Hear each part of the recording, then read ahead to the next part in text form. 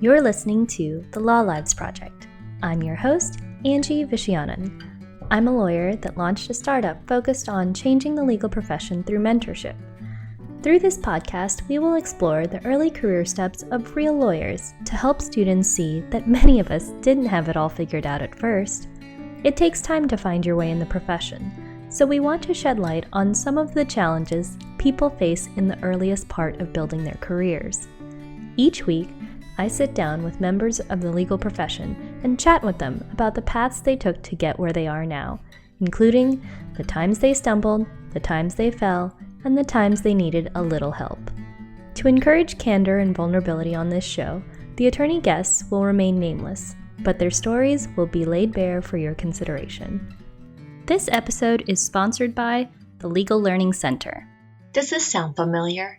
You want to go to law school, but you don't want to pay for it for forever. You're torn between going to the best school possible and the one offering you money. Or you've researched ways to save money in law school, and all you have found is don't eat out. There are ways to save thousands on your legal journey aside from scholarships. There's no need to choose between the best school possible and the one offering you money. Financially Free Aspiring Attorneys is a course with over $300,000 in money-saving tips to help pre-law students and law students save money on their legal journey. Visit legallearningcenter.com/financially-free to start saving today. In today's episode, I'm chatting with a young lawyer who practices intellectual property law with a solo practitioner, and together they help small business owners. Our guest shares some details about his challenges of keeping up with the curve in law school while having dyslexia and dealing with the learning disability during his practice. Despite these challenges, he passed the bar on the first try, and he's had a wonderful start to his career. I can't wait for you to hear his story, so let's get right to it. Tell me, what were the reasons that you chose to go to law school? In second grade, I made a PowerPoint of why I wanted to be a lawyer. And so I think I've kind of always in the back of my mind wanted to go to law school. That kind of changed over time about what I wanted to do. It's just kind of a gut feeling I had of this is where I need to be. This is what I want to do. I kind of always had an interest in the law. I felt like it was a good career path. I felt like I could do the things that I wanted to do in life, with a law degree.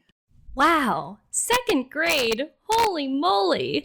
I don't think I knew I wanted to be a lawyer until much later. Do you think you really knew what you were getting into when you applied to law school?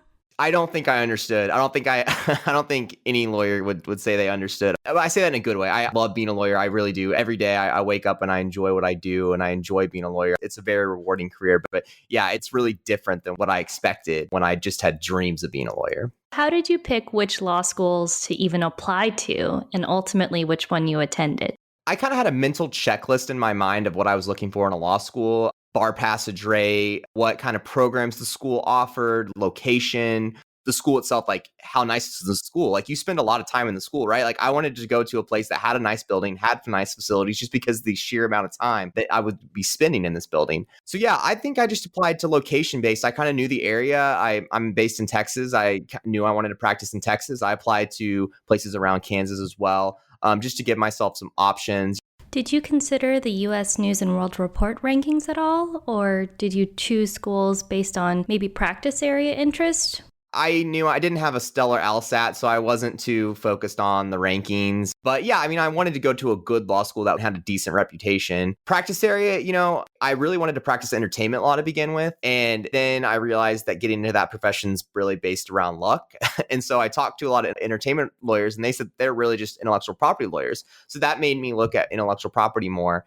Did you find that out while you were in law school or before?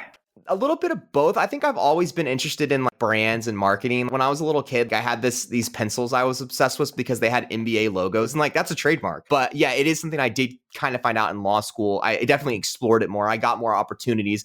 I took an intellectual property course without really knowing too much about it, and that sparked my interest even more. What were a few things that you wish you knew before going to law school? So many things. The way you study for law school exams is not the same way you study for undergrad exams. I think it's different. I think you have to approach them different and think about them different. And I think that I was trying to, fit a round peg into a square hole trying to use what I learned from undergrad to study for law school exams. And one thing that really helped me was these E&E books. They're called examples and explanation books. You can get them on Amazon. They're super helpful. They track your 1L courses to a T.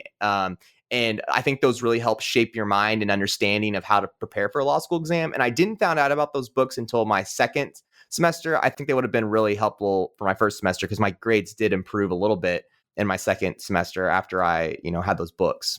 Yeah, I struggled with that in law school too. At first, I saw all these people getting study guides, but I didn't really know which study guides would help me because there's several different types of study guides. So there's ones that are basically outlines of different concepts of the law, and they might have what we call black letter law with the rules of law, but they don't give much explanation as to how those rules would apply in an essay format.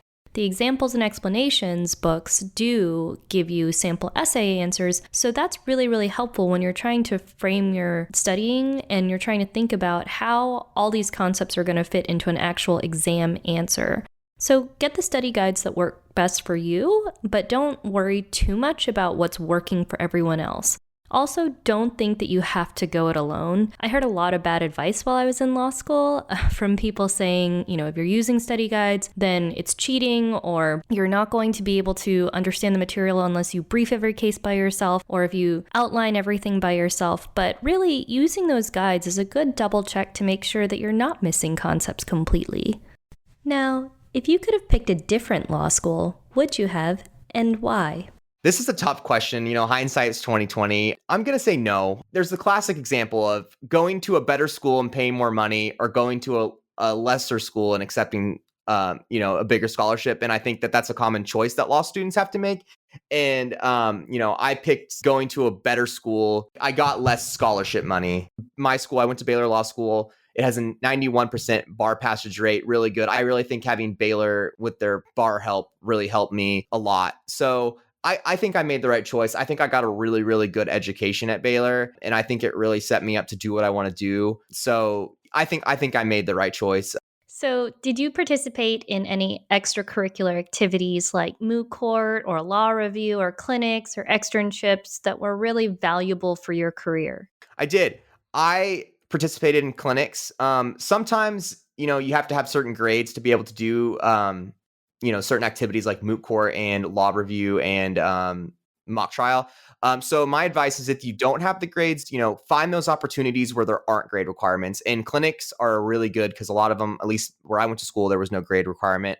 And yes, the clinic I participated in the Trademark intellectual property clinic at my school, and that laid the foundation for me to get a job 100%. I was able to get amazing real experience with real clients doing real work in law school, and that helped with the learning curve out of law school.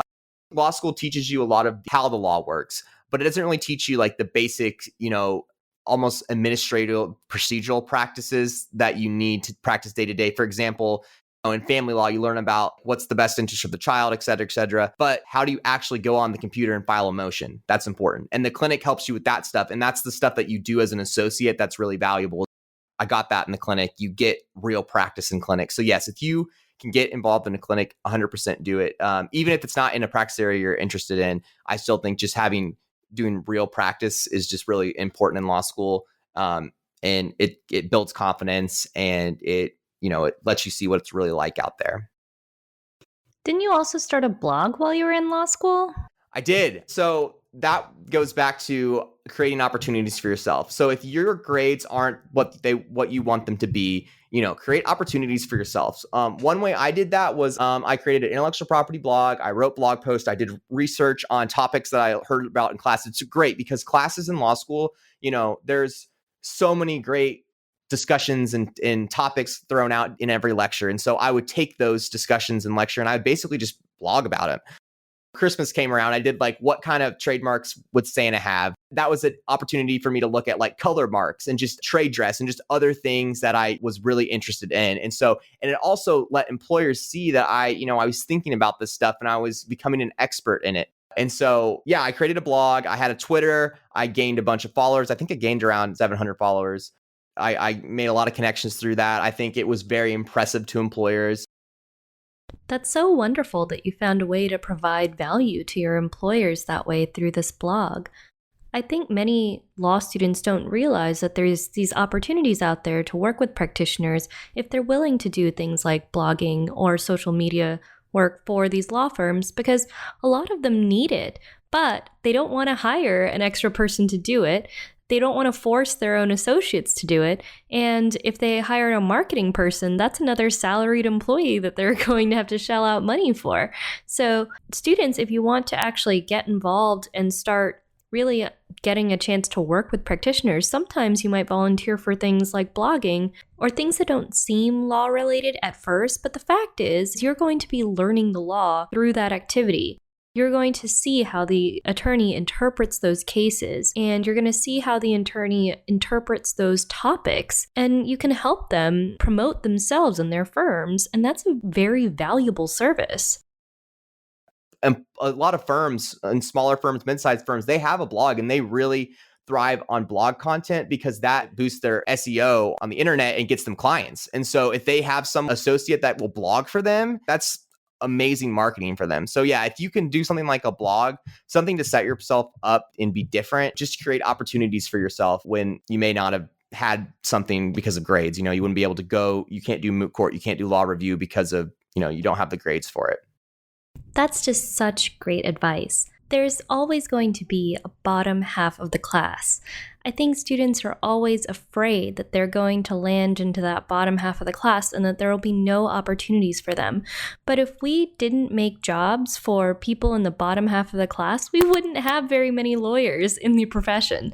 So there's always going to be opportunities for people who can be resourceful and create opportunities for themselves through things like blogging or social media activities and finding a way to drive value, even if they can't show value through their grades or academics. The whole point is to set yourself apart and show somebody how diligent you're working. So if you don't have the grades, you've got to have something else, extracurricular activities, practice experience, something. Don't worry if you don't have the grades. Now, moving on to your summer opportunities, what job did you have in the summer between your 1L year and 2L year? Yeah, and I'd recommend, trying out some different types of law in those summers to see what you like. If you're in a firm, let's say you're doing family law and you don't like it, don't be afraid to switch and do personal injury the next year. And that was kind of my trajectory. I started out doing civil rights litigation and it was interesting. I enjoyed the work I was doing. It was very purposeful, but it was really stressful. I was working till midnight and 11 every night. The firm I was working for kind of had a little bit of a toxic environment. My first experience in the real world wasn't great. And honestly, it was a little discouraging. That's so tough. A lot of people really don't know what the work environment is going to be like until they're already knee deep in it. And I know when you have these experiences that make you feel like you don't really belong there, it can just really be shocking to your system, especially when you just finished your first year in law school and you're still testing out whether or not the legal profession is right for you. So can you describe a little bit of what was going through your mind at that time and how are you feeling?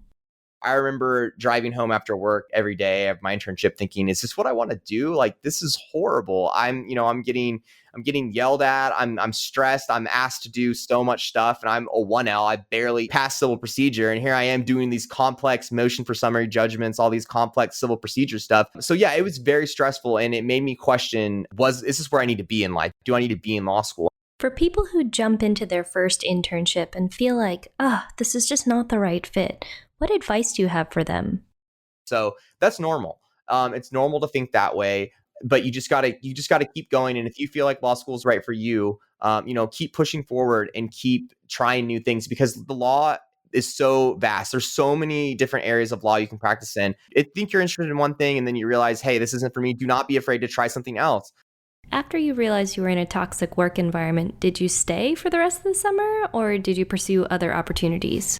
Well, I made the decision that I needed to get out of it. I needed to get out of that internship. It wasn't good for my mental health. I didn't think it was good for my career. Here I am, my first summer of law school, internship went horrible, out of an internship now in July. And I'm thinking, what am I going to do? Good for you for recognizing that internship wasn't good for your mental health and having the bravery to leave and find something different. So then what next?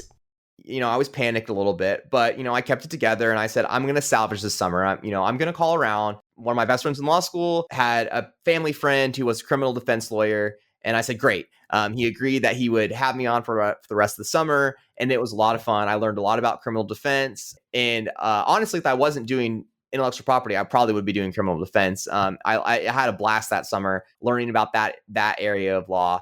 So yeah, I was able to recover. And that's really what law school is about, like being resilient, bouncing back, because law school is going to knock you down 100%. There's going to be moments where you don't want to keep going, or you're going to question why you're here, why you're doing this. And so it's important to react to those moments, be resilient, and find ways to push forward, find ways to keep going. And so I'm glad that I was able to do that summer, salvage my summer, get some good experience. It was something I could add to my resume. I love the fact that you're talking about this because I think so many students get into law school and they struggle. It is a grind, and maybe you did really, really well in undergrad, but almost everybody hits that one class or that one assignment that they really couldn't figure out, or that one final that just really stumped them, and they get grades that they didn't want in law school. But it's about figuring out what to do with that and how to move forward, even when you don't have it your way. And finding job opportunities, even if you don't think you have the grades, or if you get into a job opportunity that turns out not to be what you want, you find other opportunities for yourself. I also don't want students to feel like they have to keep going, even if they feel like nothing seems to interest them about law school anymore. If you finish your first year of law school and you just can't see yourself becoming an attorney, I know that it might be really hard because you're already committed financially to this cause, but there's no reason to keep going and keep pushing if every fiber of your being is telling you that it's not right. It's okay to figure out something different. And I do know people who, after their first year of law school, decided to pursue other things. And it's much better that you decide to do that after the first year rather than trying to continue to keep pushing and pushing and pushing if it's just not what you want. Now, if you try out some different areas and you find that they're not right for you, but you still want to explore more areas, then totally keep doing that. As much as possible, I would encourage you to research different practice areas before you get into law school. Do everything that you can to try to interact with lawyers and do your career exploration before you even get into law school, so that when you go to apply for jobs in the summer, you do have a much better idea of what you're signing up for. You can start blogging for lawyers even in undergrad.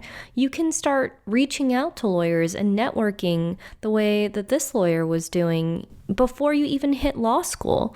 You can start doing that when you're in college or while you're applying to law school, while you're still thinking about going to law school. The more career exploration that you do in advance, the better off you'll be when you're in law school to try to line yourself up for the right position.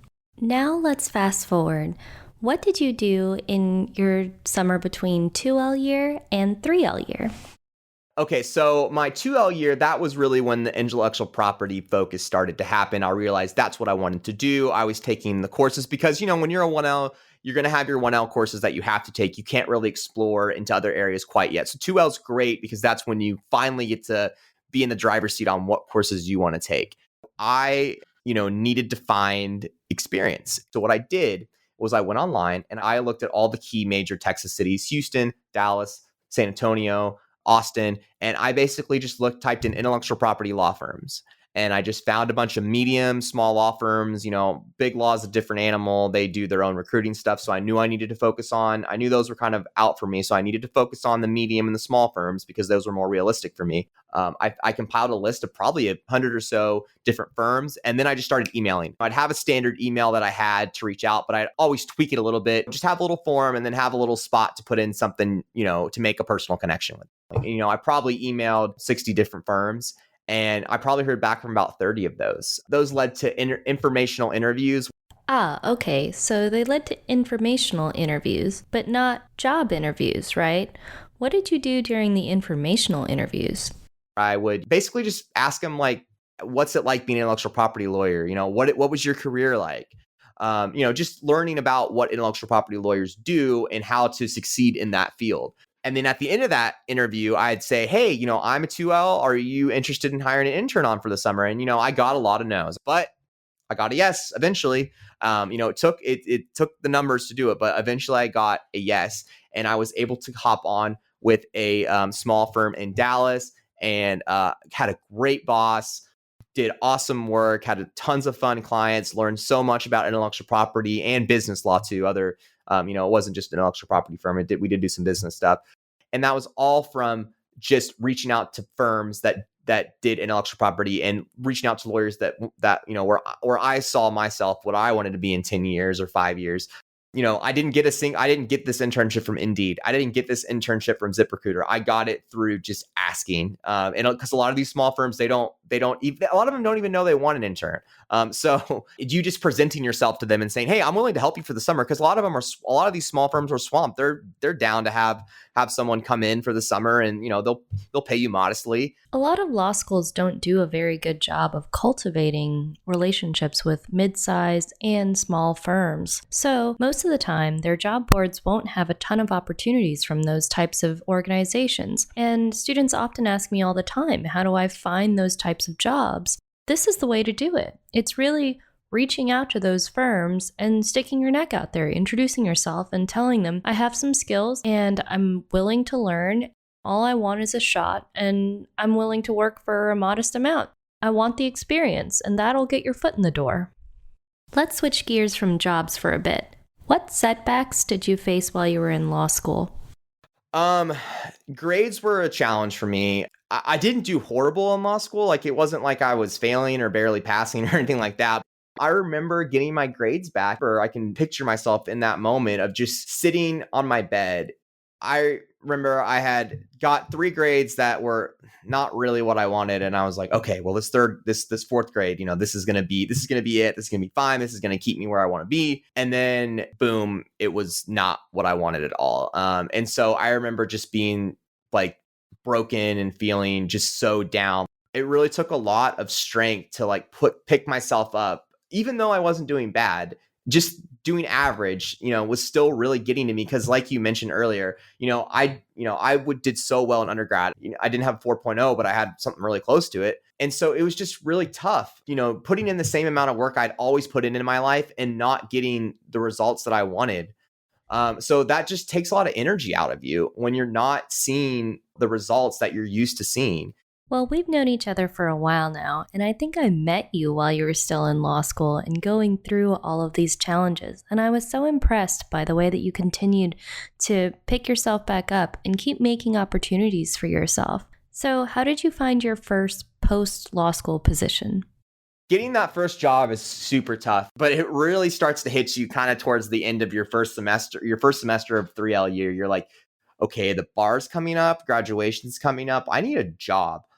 So I was kind of like, you know what, I'm going to just do the same thing I did for my internships. I'm going to reach out to firms instead of asking, are you interested in hiring a intern? Are you interested in hiring an associate? And I got a lot of good feedback. I got interviews, a lot of people interested in me. That method didn't come up for a job for me, but I think it can work. Did a lot of your classmates already have jobs by the time they were graduating? I mean, was it hard for you because were you scared that all these other people were employed and you didn't have your job yet? There's a good chance you won't have a job when you graduate, and that's okay. I remember feeling so down on myself because, all your friends are going to start talking about their positions that they've secured. And here you are, you feeling like you're not even close to anything. So it's really tough. And it was really hard. And I remember and plus the bar's weighing on you. So not only is the stress of finding a job weighing on you, but so is the stress of studying and passing the bar.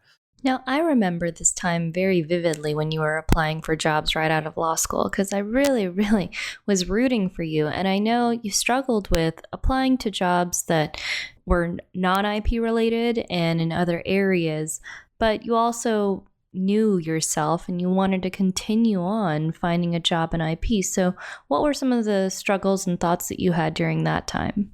I remember applying for an immigration firm, a personal injury firm, a products liability firm. You have to just put some logs in the fire and hope that one comes to fruition. And yeah, you may not get the job that you want right out of law school. And I think it's okay. I told myself, hey, I'm going to look for an intellectual property job. And, I don't know when I would have stopped really looking for an intellectual property job and maybe tried to focus on something else. Because I luckily I didn't have to get to that point. But I think I would have at one point been like, okay, I know this is what I want to do, but I need something right now.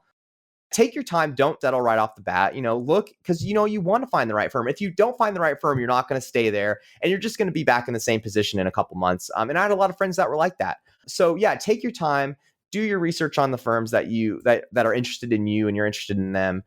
Yeah, Anjie, you actually helped me get my job because I had you in my corner. And that's another piece of advice. Have people in your corner. Have people that are looking for you.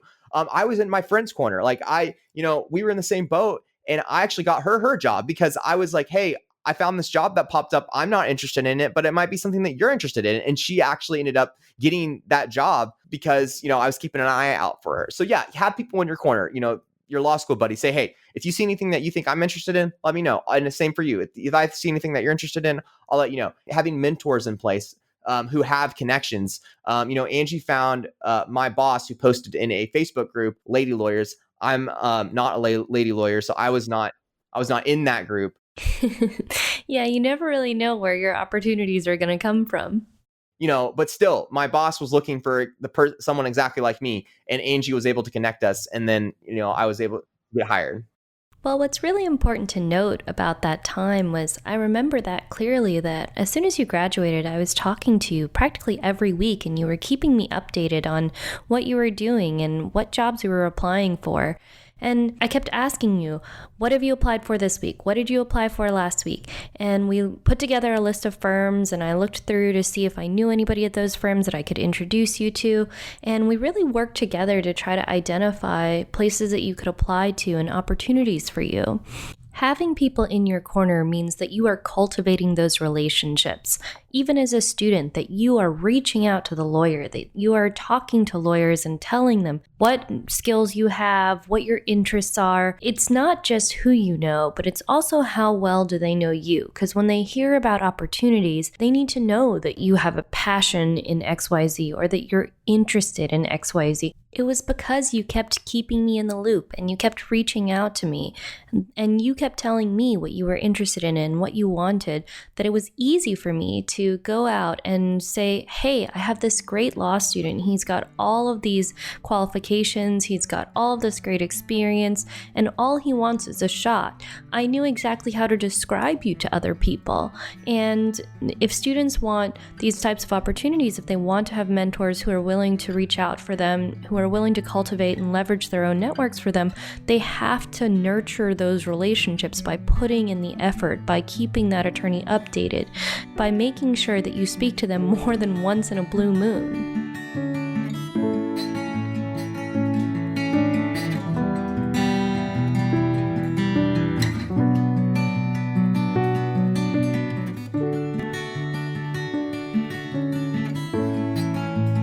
This episode is sponsored by the authors of The Networked book. Have you picked up your copy of Networked?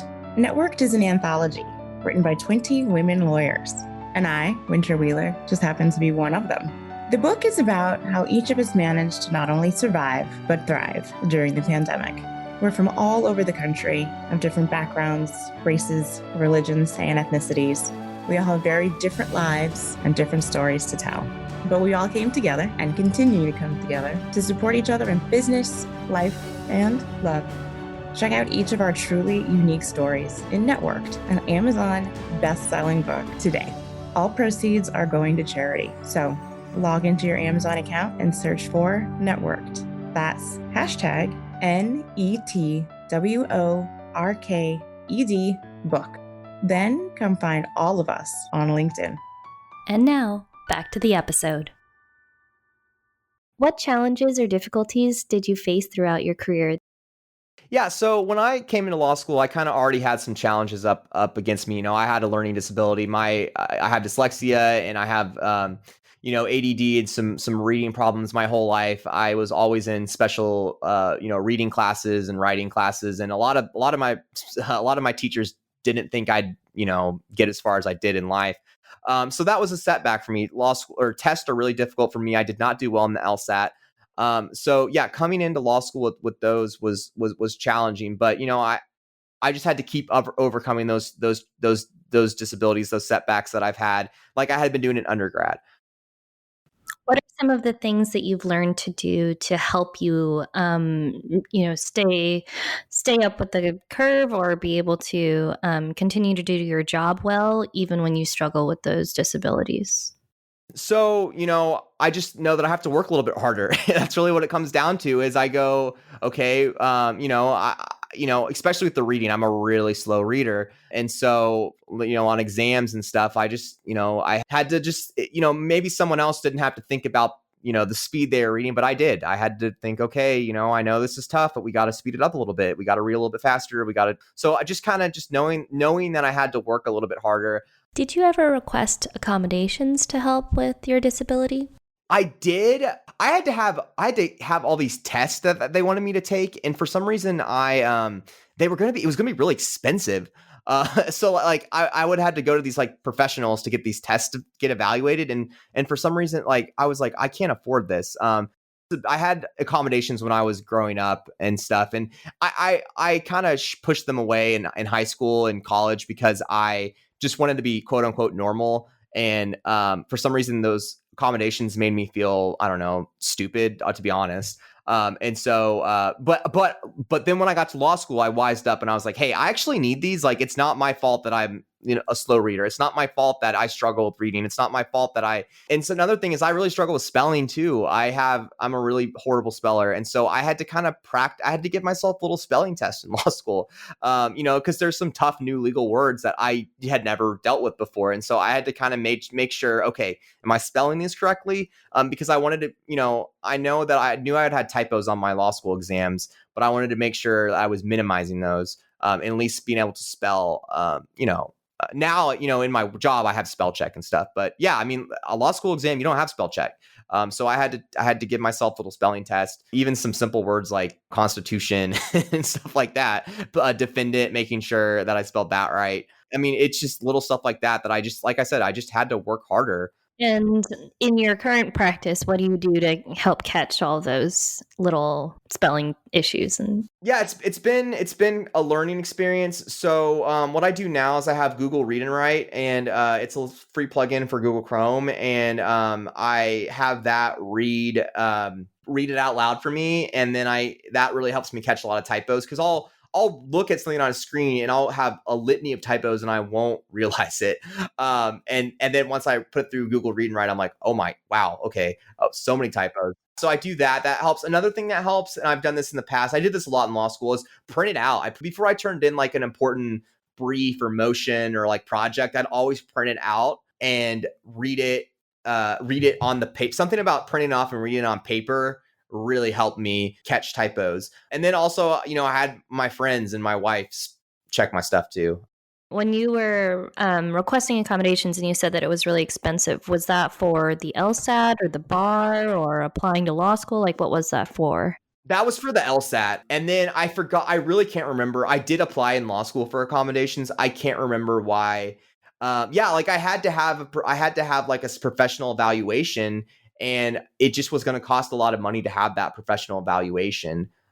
Just telling them I had dyslexia, or just telling them that, even though I was prescribed medication for my disability, for some reason that wasn't enough. For the bar exam, did you request any accommodations? No, I did not for the bar. At that point, I was I was just kind of over it. I was just like, it's fine. I've made it this far. I'll be fine. Yeah, I mean, and I think that's part of it is I've just learned how to take tests with a disability. If I have accommodations, would I have done better? I don't know. Maybe I would like to think so, but yeah, I mean, because there was times where I just wouldn't finish reading everything I needed to read. I think it was a 12 page fact pattern in my property 2 class. And I remember like not really being able to read all that, and at least, to the detail and the level of attention I needed to, and the amount of time I was given. So yeah, it can be tough. Getting these accommodations can be easy because, like I said, it's not as easy as just telling them that you have a disability or even showing them that you take medication for it. Sometimes it can require a little bit more. So yeah, you just kind of have to learn what works for you and research what's out there. Did you ever feel really frustrated living with this disability, especially being in law school, or feeling like you wouldn't be able to make it through with the disability? Yeah. Another thing that really helped me with the disability, and because I was like, because and it's easy to blame yourself and be like, and get mad at your disability and be like, this is, I definitely felt a lot of those emotions at various times throughout law school. But I think just remembering that your grades don't define you at the end of the day. And I think that was really important to me, and to remind myself, it's like, sure, I'm not doing as well as I want to. Yeah. Maybe if I had these accommodations, I would be doing better and it'd make my life better.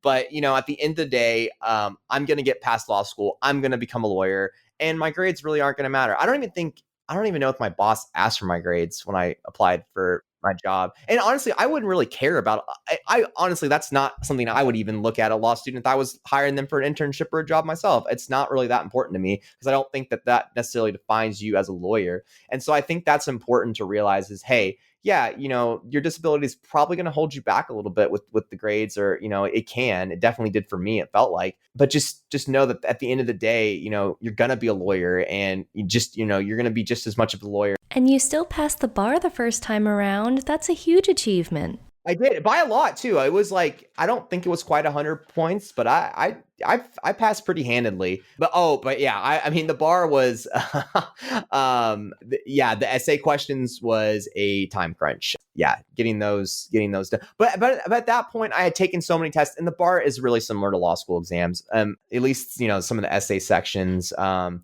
also, I don't think the bar is that much of they give you a good amount of time.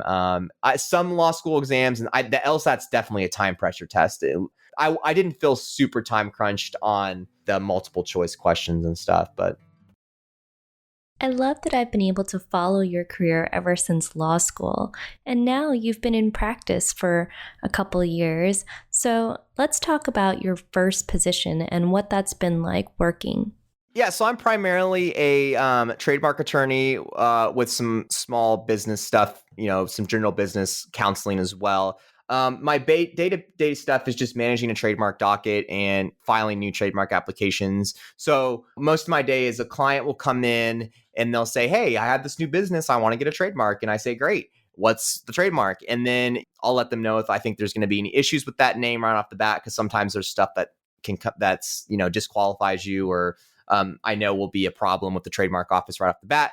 And then ultimately I'll run a search. I'll see what's out there. I'll see if there's conflicting trademarks, because when you apply to register a trademark, it can't be similar to anything that's already registered.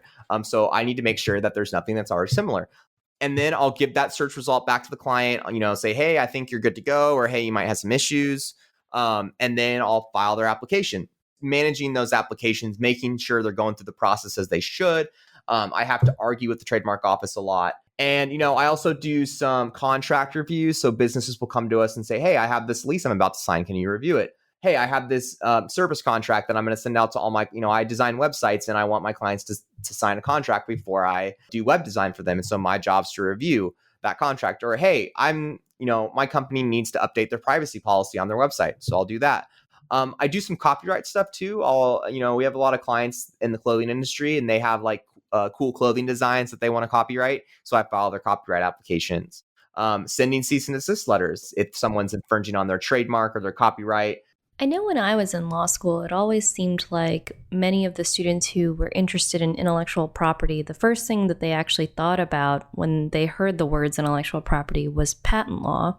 If you're a student and you're interested in getting into this area, just know that there's plenty of practitioners that only do patent work and no trademark and copyright work. There's also plenty of practitioners that do trademark, copyright, trade secret, and no patent work. And there might be people who even do just copyright or just trademark.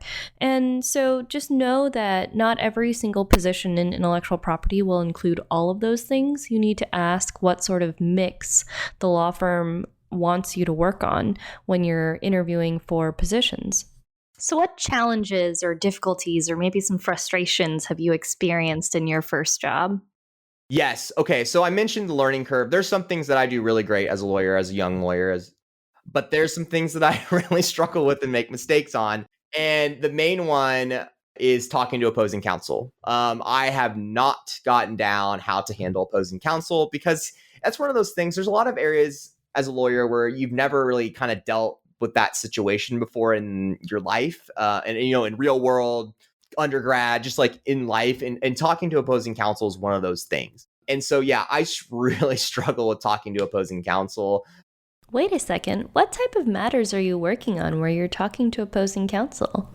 So I also do trademark trial and appeal board work. The way that I describe trademark trial and appeal board work to law students is that the Trademark Patent Trial and Appeal Board is an administrative body that is underneath the U.S. Patent and Trademark Office, and they help decide matters of whether or not a trademark application should be registered or a trademark registration should stay registered. It's not a court, but it is an adjudicative body, and they do make legal decisions, and so all the cases are decided by administrative law judges. But most of the cases are decided on the papers, which means that there's no usual oral argument, and the trial and all briefing usually all happens through papers. We also still use the same Federal Rules of Civil Procedure and Federal Rules of Evidence. So it does function a lot like a federal court proceeding. There's just a lot less issues involved in a trademark trial and appeal board proceeding, but you still have two parties. One party is trying to get the mark registered or keep the mark registered, and then the other party is trying to challenge you to try to prevent that mark from registering or to get it off of the register. So it's still adversarial. You still deal with opposing counsel. Yeah, litigation light. And so it's basically a paper trial. But it has all of the nuances of regular standard litigation. And so we don't, while it's not a huge part of my practice, it is something I do. And so, yes, in that moment, I have to talk to opposing counsel when I'm doing that type of work. Do you like the adversarial aspects or not? I don't. And I think so before I went to law, I also should mention this. I was heavily interested in litigation before law school. I was kind of interested in intellectual property. I knew entertainment law. I knew I wanted to do that, but I also had a little bit of an interest in litigation. I was kind of open to that as well. And I'd recommend if you're a law student, going to law school with an open mind, for sure. And so, yeah, I went into law school with an open mind, and I discovered really quickly that I really didn't like litigation. I don't like that aspect of always having to butt heads with someone. I take things personal. And so I do. I just don't like the adversarial nature of it, of like just having to compete and butt heads with someone. And you're under a microscope, like your work is just, and that's something you do have to get used to as a lawyer is just, this is such technical, detailed work we're doing, no matter what you're doing, transactional, contract work. It's so technical and so important to get all the little details right. And so, yeah, but litigation, I feel like even amplifies that because you have someone who's trying to trip you up, who's trying to find something wrong with what you've done. And that's tough. Now, without revealing your exact employer, what's your current position and title, and what type of organization do you work for? So I work for a small firm.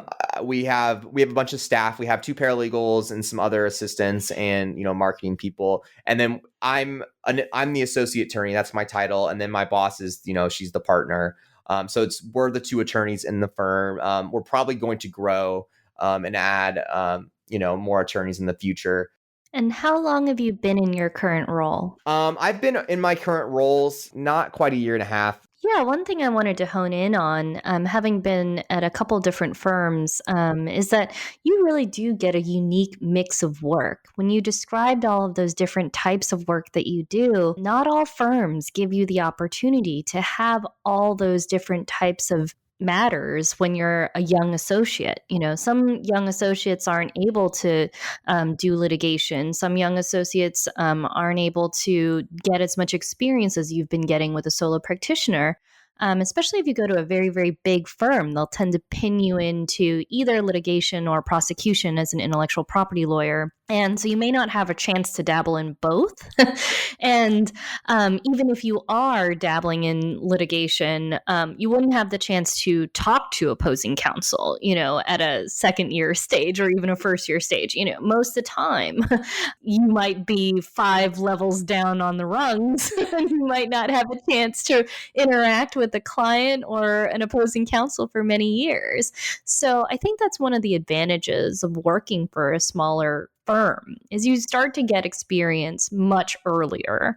And sometimes that can be scary, right? Yes, it can be stressful. But I think that if you have the type of personality where you are a self-starter, where you are somebody who likes challenges and you like freedom, I think that working at a smaller firm does provide you those things. Being able to do as much as you get to do, I think it's worth the trade-off of sometimes feeling like you're out of your element. Yes, yeah, and sometimes the money too, because the big firms pay a little bit more. Can you talk a little bit more about what types of clients that you mostly work with? I know you said small businesses, but could you break it down a little further? Do you work with individuals, social media influencers, music artists? Like, who are you working with mostly? We work with mostly people that have their own retail store. That's the bulk of our client. We also have a lot of podcasters. We also have a lot of people who do like coaching, like business coaching, life coaching, spiritual coaching. A lot of people that have those types of services. We'd have a lot of people that do website design or some sort of tech design services. Honestly, and we have some crazy ones. Like we just got this one client that they design they do like interior design of interior building of like campers. Like they build these like really cool campers. Like they'll take a van, they'll build like a kitchen and a bed, and it looks really cool. So yeah, I'm always amazed by the different types of clients. We just have a client that just hopped on that they have they're starting a children's cartoon. So yeah, I mean, with intellectual property, you get to work with so many different types of clients that do totally different things. And I love hearing about people's businesses and their passion for their business. And I feel like I'm a part of that. I feel like I'm a part of securing their brand because an IP is so important to a company. I mean, that's their lifeblood. I tell my clients, I'm like, just having a registered trademark just boosts the value of your business, twofold, just by having a registration. So yeah, I love being a part of building someone's brand. I'm too young in my career to see who's going to be the most successful brand, but I have no doubt I'm excited to see what happens to their brands and how far they can go. How much of your time do you spend interacting with your clients? It's gone up. So my boss has done a really good job of like slowly giving me more responsibility. So at first, I wasn't talking to any clients, which I shouldn't have been, right off the gate, I shouldn't have been, thrown and talking to clients, but slowly and slowly and slowly. And so, yeah, I talk to clients quite a bit now. I probably talk to at least 2 clients every day on the phone, and definitely 3 or 4 over email every day. But yeah, client counseling is definitely something that it can be a learning curve. And luckily, that's something I did in law school. I actually got to talk to clients in the Trademark clinic as a law student. And I still remember my first client call went horrible. Didn't know what to ask, didn't know what to say, didn't know how to respond, when clients say something, didn't know how to answer their questions. Or I'd have to defer to my professor who was, helping me talk to the client. But yeah, I think client counseling is something that, it's a learning curve because like I mentioned, talking to opposing counsel, it's not something that you have done or experienced in life before. What percentage of your time do you spend talking to clients as opposed to doing their actual work? I think I probably spend about maybe 20 or 30% of my time talking to clients right now. And how much of your time do you spend doing transactional work as opposed to litigation? These percentages aren't going to add up. Probably maybe 70% transactional work and then probably 30% litigation. It depends on the week sometimes too. Sometimes that can be a little wonky, but I would say on average it's probably 70-30. Yeah, this one's a hard one to guesstimate because when you're doing both litigation and transactional work, sometimes it's hard to gauge how your workflow will ebb and flow because litigation matters. When they blow up, and they might take up your entire week. And your transactional matters, you always have to stay just a little bit ahead of your transactional matters so that if something happens with litigation, you can address that right away. That just comes down to time management, which, yeah, I think you learn kind of how to prioritize stuff. And that just comes with workflow and understanding because, you have deadlines that you need to meet for litigation and for trademark stuff. And you want to do stuff in a timely manner for your client, And so I kind of, you just got to have good time management. And I, and sometimes you'll have a client that will be complaining about, why haven't you done this for me yet? And sometimes you have to be like, sometimes you'll have to stop what you're doing and make the client happy. So yeah, it's just learning that, yeah, your day is not set in stone as a lawyer because you never know what's going to come up. You never know what client's going to be mad, what opposing counsel is going to file, what the trademark office is going to say. What are some things that you think even other lawyers don't know about your practice area? Ooh, things they don't know. I think working with the trademark office, I think other lawyers, if they really knew kind of like what that was like, I think they'd be like surprised. The thing I'm particularly referring to is an office action. Now, an office action, I'll explain it, is when a trademark, you file a trademark and the trademark office rejects your application, they issue what's called office action. They can be for a litany of reasons, and one of the main reasons is because there's already a similar mark registered because you can't apply to register a mark that's similar to something that's already registered. And so your job as an attorney is to argue and say, no, these two marks are not similar. The trademark examiner is making the arguments for the trademark office, and you have to convince them that they're wrong. And it's really hard to convince people they're wrong. I think other lawyers would find that weird. That like, like they'd find it weird that like you have to argue with someone who's also the judge. You're essentially arguing because they're not a judge, but they're acting as the judge because they're the one that ultimately decides whether or not they're going to accept your arguments and let your application through. Let's talk about work-life balance. How many hours do you typically work in a week? I work from home, so I have a lot of flexibility, which is good. I think having flexibility is important. I mean, I don't work crazy hours. I really don't. I usually get done around 5 or 6 every day. Some nights I have to work a little bit later, but some nights I'm done a little bit earlier. So, it really balances out. I don't think I work too much, and I think that just depends on your personality. Some people, there's always work to be done as an attorney. Do you have a billable hour requirement? I don't have billable hour requirements. So luckily, because some firms have a workhorse culture and they're like, we work all the time. We measure success by how much we work.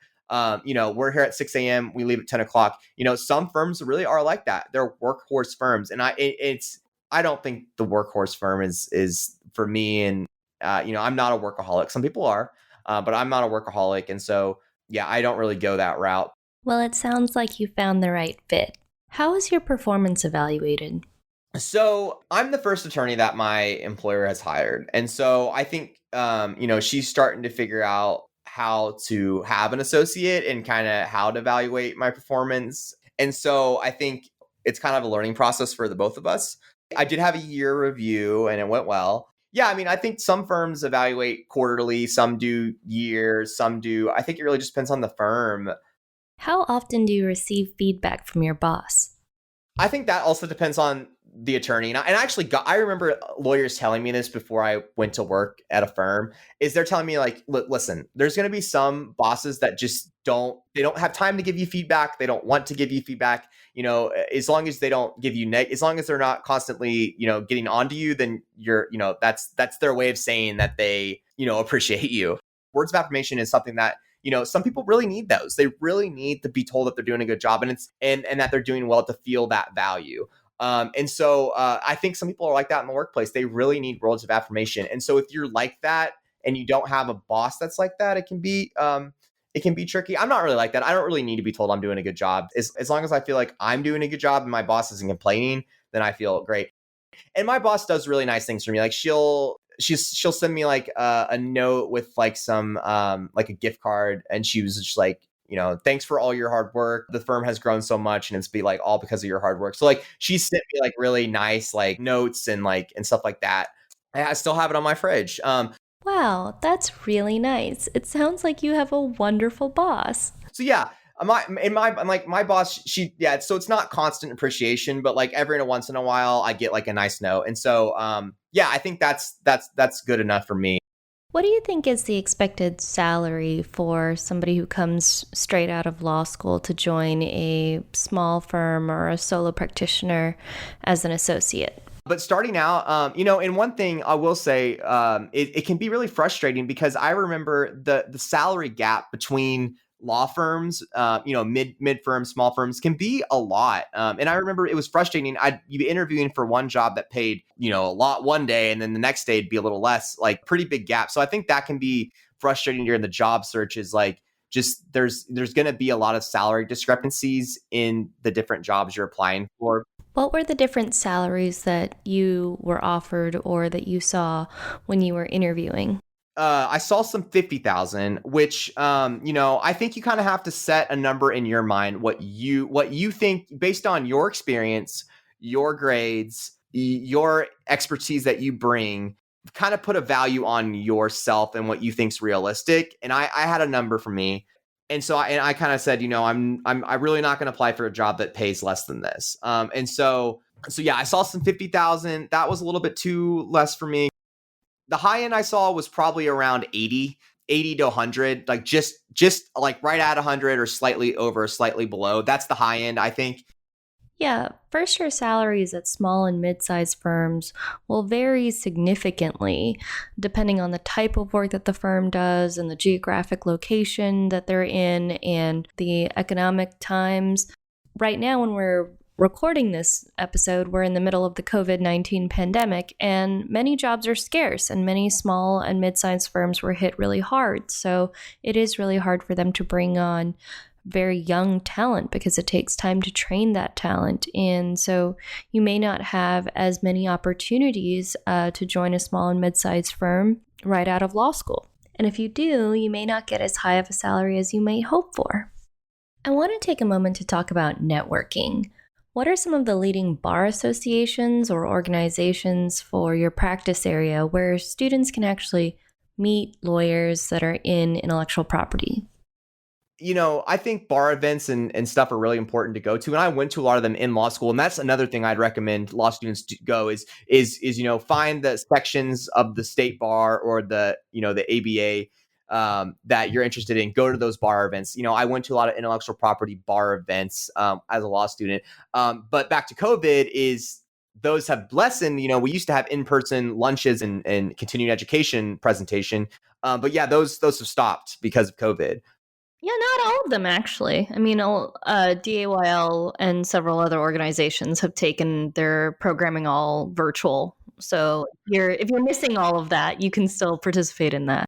Yeah, and it's funny you mentioned that. I'm going to an IP virtual meeting on Monday for the the intellectual property section of the Dallas Young Lawyers. So there's so many different types of so many sections to get involved in. And yeah, just pick one that's interesting to you, that's in your area, or maybe some people that you have an in with. Like I know, Angie, you took me to a lot of those events. Yeah, it always helps to have a networking buddy. To help students that are interested in walking in your footsteps, what character traits does someone need to possess to excel in a position like yours? I think lawyers need to be very attention to detail. I think that's sometimes I'm not as attentive to details as I need to be, but I think that's a really important skill. Time management's a really important skill for lawyers. Grit is important, and I think that's one thing that Baylor really instilled. My law school, Baylor really, instilled in me was just keep pushing through. And like even when things get rough, even if you're dealing with a challenge that's frustrating, just keep going. So I think grit is a really important characteristic for lawyers to have. What are some things that law students can do to meet or network with lawyers in your practice area reach out to us. Like I said, go to, type in intellectual property lawyer in, if you're in, Columbus, Ohio, and say, hey, I'm a student, I'm at X and Y school. I'm really interested in intellectual property law. Do you mind taking the time to talk to me? And, I have a lot of students reach out to me, and I'm always happy to talk to them about intellectual property and about what it's like. And I don't think a lawyer would ever, be like, why are you messaging me? I don't have time for you. Like, they're never going to do that. They may ignore you, but they're not going to berate you. Do you have any advice for someone who wants to follow in your career path? Yes, it's tough. I got really lucky because as we talked about how there's this patent side of intellectual property, it is difficult to get into the trademark side without the patent experience. It's doable. It's possible. I'm proof that it is, but it can be difficult. So I think just you have to understand that it's difficult, and you have to not let that get you down, and just keep going with it. Keep reaching out to people. Keep trying to get experience. Keep making experiences for yourself. Keep networking with other intellectual property lawyers that just do trademarks, and you'll be able to find your place. Well, thank you so much for all of your time today. I really appreciate you for being here and just sharing all of these stories with these students. I think it's really helpful for people to really see themselves in other practitioners and see whether or not this is all really right for them. So thank you for your time. Yeah, no problem.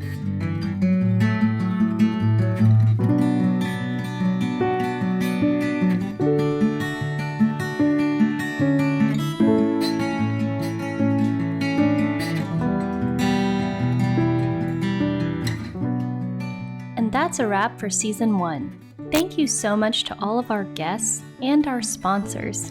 I have so enjoyed getting to know so many of you through this podcast. I've really enjoyed talking to our listeners and understanding exactly what you all want to hear and what types of attorneys you want to hear from.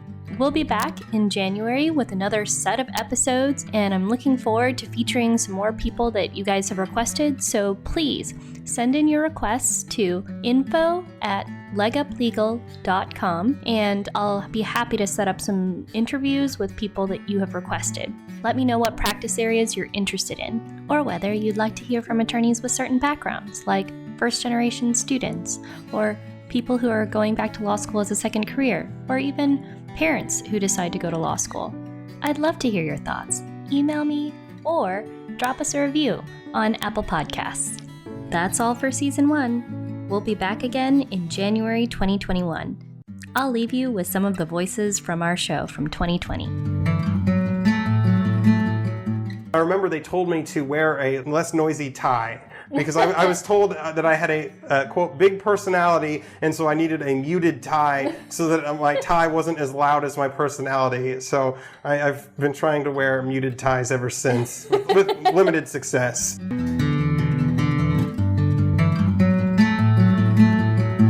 You have to be more like a man, don't smile so much, all these rules. And I just went full blown, I'm a woman, I'm gonna be a woman. And as soon as I started doing that, number one, I felt better. Number two, I got more respect from everybody. Like, I wanna wear a dress, a pink dress, among all these blue and black shirts.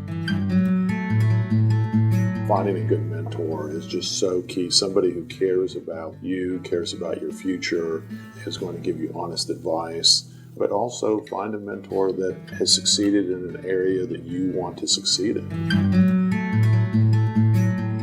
I would really encourage folks to find the professors at your school, find the ones who have practiced or who are actively practicing, and take classes with them, because you're going to learn a lot more than just what's in the textbook.